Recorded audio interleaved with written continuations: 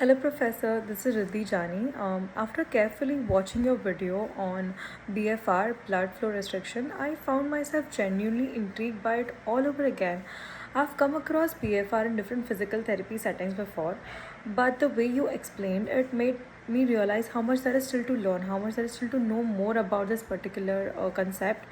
From rehabilitation standpoint, the concept makes every sense. By partially restricting blood flow, you create a low oxygen environment that forces the muscle to work harder, even with light resistance.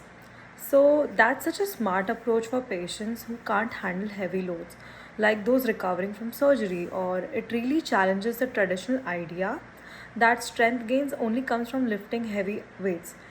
What I appreciated most about your presentation was your emphasis on staying curious. It's true that once we understand the basics of technique, we often stop questioning or how we use it or what's the particular way to go about it. But your video made me think about the important things like how consistent our cuff pressures are across the clinics, or how better to tailor them to the individual's needs and expectations.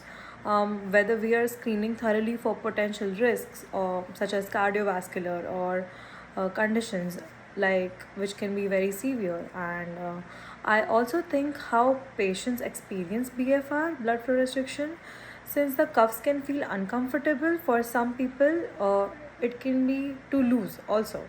And for a few, discomfort might be motivating, but for others, it can make them uh, less likely to continue, which can bring a lot of hesitation for people to particularly use this technique. It makes me wonder how much patient perception influences long term outcomes. If a patient feels like they have a better understanding of the particular system and that is helping them out, that might be a good option. But in other cases, it can be too tight or too loose for some people. Overall, blood flow restriction is a great reminder of why curiosity is essential in physical therapy. It is very important to question, answer, and understand every single thing that goes on, just to get an idea of how things can work more better and more efficiently. The evidence behind it is growing, and it shows real benefits for especially for muscle strength and growth with low loads.